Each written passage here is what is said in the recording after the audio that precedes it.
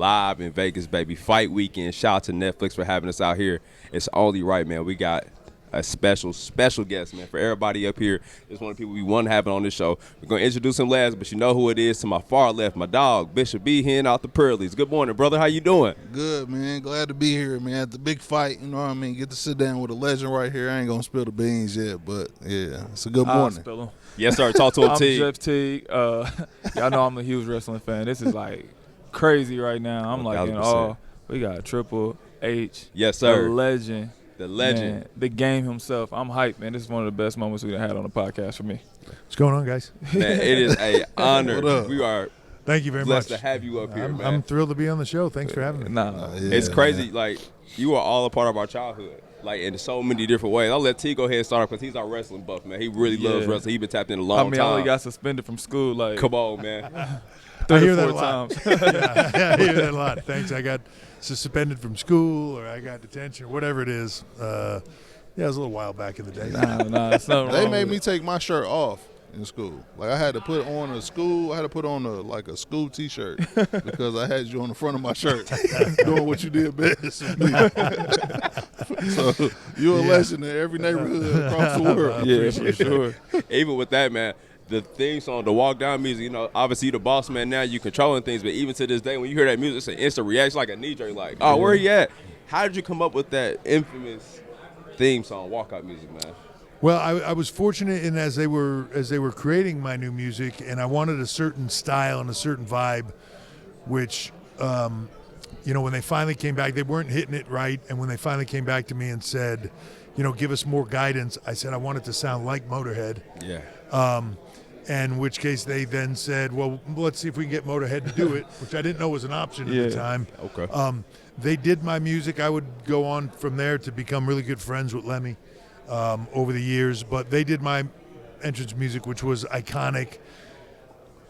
Just that opening hit of Time to Play the Game and everything else was just so great. So I was so grateful for them for lending me their sound and, you know, kind of being the soundtrack to my career over the years. But and then the water spit was just me defiantly spitting water at the crowd when I would go to the ring, and it just turned into a moment over time.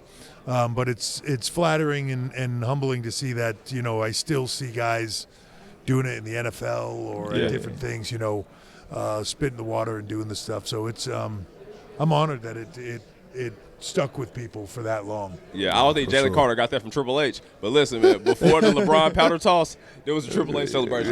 That's pioneer for sure. That's a fact. I wanted to ask you about, you know, we're here for fight night. Know you're a fan of boxing, fan of combat sports. Are you leaning any way in this fight? Man, it's a tough one. I got to tell you, and I think it's what has made this fight so special. You know, I hear a lot of people trying to, you know, compare this to other, you know, mega fights from the day of, you know, I heard somebody say earlier that like it's like the first Canelo Triple G. I think it's bigger than that. Yeah. I think it's taken on a bigger thing, and I think part of the reason why it has is it's hard to call. Yeah. I want to say Crawford. Yeah. But I'm just unsure of it. You know what I mean? Like it's I don't know. It's so close, and the styles are so. I don't know if they're complementary to each other or detract from each other, right? Yeah. But it's going to make for a very interesting strategic fight. I just know this: we all win. I can't wait to see it. Yeah, but partially, honestly, I hope Crawford wins only because I think it continues at that point. If Canelo wins, it feels like another step. If Crawford wins, it feels like a reset. And I think boxing could use that reset in people's minds to keep things exciting and you know, unpredictable. 1,000%. Two immovable objects running into each other. We shall see the results for sure. Yeah, that's a fact. Bud with the knockout. I'm telling you now, H. Yeah? Bud with the knockout, man. That's Eighth round. I'll go with you. It's going down. Yeah. I'll go. But that's my thing is either way, I think it's going to go late. Okay. I think it's going to go late, but I think, I'd like to see it not go to a decision. I will hate that. That's been the theory, the that. conspiracy theory I've been seeing. There's like, oh, Vegas is winning too much. There got to be a draw in this fight to run it back. I'd hate to see that. Yeah. That'd You be know, the worst and- thing ever, bro. Yeah, and it's just, you know, I understand the sport aspect of what this is, and it's hard sometimes to have definitive wins and losses, but there's so many times, and especially in the fight game where everybody thinks they're an expert, right? But sometimes experts have one opinion, fans have another opinion, casual fans have an even different opinion. CompuBox will have a different opinion, Yes, sir. right? It's hard to predict. It's hard to say, well, that's an unfair decision or a compromised decision. It's hard to say that, but either way, when a draw like that happens, man, unless it's so obviously a draw for everybody involved, it's hard to feel good about it coming out of it. Yeah. And it's hard even in today's world to feel like, oh man, it was so good I want to see it again, even though there wasn't a decision. Yeah. You know, I feel like it would be better if no matter what they picked a winner. Yeah. Okay. Well said. Listen, we know you the boss man right now.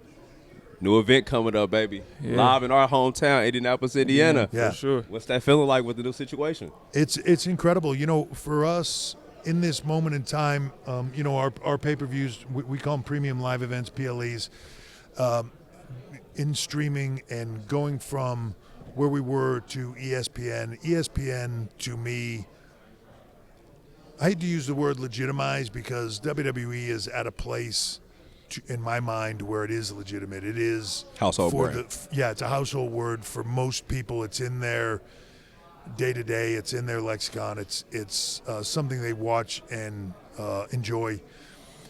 But ESPN promotes and does big fights like nobody else, right? The lead into it, whether that's, you know, the whole world goes to ESPN for their sports. And when you're on First Take, when you're on all those shows on that building, when they're sending those people to the event for a week as the lead-in, that you see here for these big fights, for legit sporting events, for real sporting events, you know, and the struggle for some people is, what are we, right? Are we sport? Are we entertainment? I'm a really big believer in sports is entertainment, always has been, always will be. People just want to be entertained. It's why you're going to watch this Canelo Crawford fight. It's why you're going to watch the Super Bowl. It's why you're going to watch anything, is the entertainment value of it. It's why you watch WrestleMania. It's why you'll watch WrestlePalooza. So for us, WWE, we believe we do live events bigger spectacle-wise than anybody else on the planet. And ESPN does the same thing in their promotion of them. So that's a perfect matchup. I think WrestlePalooza will be the first sort of foray into what that looks like and how that can be. And it's only going to grow from there. This is an exciting, just massive opportunity for us. And the card is going to be spectacular. Come on, man. We're talking about legends in the building. I know you excited about this. Definitely excited. The card is amazing. But I wanted to talk more about partnering with Netflix. Right? Having Raw on Netflix, even doing a documentary on Netflix. And, like, on the documentary, pulling back the curtain and letting people see what really takes place in the wrestling ring, like the ref really controlling the matches and things like that. I never knew that as a fan, and I was amazed to see that. What made y'all comfortable at this time to, like, pull back that curtain? Well, I think for us, first of all, let me put over Netflix, Bella Bajario, that whole crew there are amazing, right? It opens up a door for us on Netflix. You know, Netflix is the streaming platform. I mean, when you really break it down, every place else on the globe, all of our product exists on Netflix. Is a massive opportunity. But, you know, for me, Netflix opens up a door for us to be seen in a different way, much like ESPN does. And in this moment in time with the internet and everything else, people know what we are. It's not 1960, it's not 1950. We're not trying to tell people, no, this is real. Right, and you have to watch this. We're a show. We're a show about a combat sport. That is a spectacle in and of itself. Everybody knows that, you know, these talent are not exactly everything that you see on TV. To some degree they are. To some degree you want to blur that line. But they know the behind the scenes. They know there's scripts. They know there's writers. They know all this. It doesn't take a genius. You don't have to go searching for it. It's everything you do. Every podcast talks about, right, the writing of the shows, all that. We felt like there was an opportunity for fans of what we do to let them in a little further. And we find that the more we let them in, the more engaged they are in the product. For people that are not fans, the way to get them engaged is by not trying to say, like, this is real, you got to watch it. It's by saying, this is really what we are. Here's the spectacle of what we do, but here is the passion, the pride, the heart, the soul, the blood, the sweat, the tears, all of it that goes into making this product. And here's what these people really put into it, their life's work going into this to entertain you.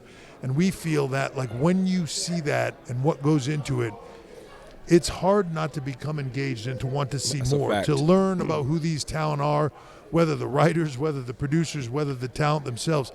Find out who they are in real life, what they put into it, and then go, like, explore more, go into the product and see more. You know, when you see clips from a movie and the behind the scenes and the green screens and all that, it doesn't make you want to see the movie less. Yeah. Right? It actually, that seeing that spectacle makes you want to see it more. So I feel like this is, to some degree, our drive to survive for F1, where F1 really had this resurgence because of that show, showing what it really is that makes that whole thing work. When you see what really goes into what we do and making it work, I feel like it's hard not to be enamored with that and want to learn more. Right. Yeah, and that's interesting for him because obviously he's aware of it, but he's been getting back into the wrestling world more recently. Now he's more tapped in, seeing the behind-the-scenes stuff. It shows everything dope about it. But before we get out of here, listen, man, in the hometown, you got Tyrese Halliburton that's tapped in. You got Jalen Brunson, I Show Speed, Casanat. Really want to applaud y'all. Y'all getting all the people who is around the culture involved with it. We try to get Young Nacho in here, man. He's a lifelong wrestler. Can he please walk somebody down, man? Come on. It's time, baby. Yeah. I don't want to get hit like Speed now. He got to get Robert. Or get done like, what was that, Travis what was that? Travis Scott. Travis Scott. Yeah, he don't want one of those things. Just keep it clean. I don't think anybody wants to get speared like Speed did. No, that was crazy. No, that was out crazy. of his shoes. Yeah, man, that was crazy. Now, was that a part of it, though? That was the writing. That was definitely part of it, and definitely something. I mean, he had no complaints. Yeah. You know, I think it was a lot harder than he thought it was going to be. But he had no complaints. My hat's off to him for that. And, you know, that a lot of guys come in with that mentality of like, hey, I want to get put through a table, or, hey, I want to get speared, or whatever that is, right up until it happens. And then they think, maybe I should have rethought that. But yeah, because what we seen at SummerSlam, Jelly Roll. Jelly Roll. He put on the show, though. He did. And look, the thing that is big for me is when these guys come in, Jelly, Bad Bunny. Anybody that comes in and wants to put in the effort. Yeah. Jelly said to me when I first met him, hey, I'm going to lose a whole bunch of weight, and then I'm going to come in there and I'm going to wrestle for you. I was like, okay, right. And then he came back like 180 pounds dropped later and was like, I'm getting there, man. And when I'm I want to do this with you. And he's done it. He wants to do more. Yeah. And he's continuing on that weight loss journey and his health journey. So my hat's off to him, man. If he wants to really be engaged in this and do this, he grew up loving it like you. Yeah. Where it was his whole life. And man, I'm when somebody can have that kind of passion for it and we can give them that kind of moment, it's fun. You know? 1,000%. Listen, we appreciate you. That moment. Yeah, tap in, Young Nacho. It's time, baby. Live in Indianapolis next weekend. Tap in the first PLE with the new collaboration. Big dog, we appreciate you, sir. Thank you, man. Thank you, man. Yes, sir. Until next time.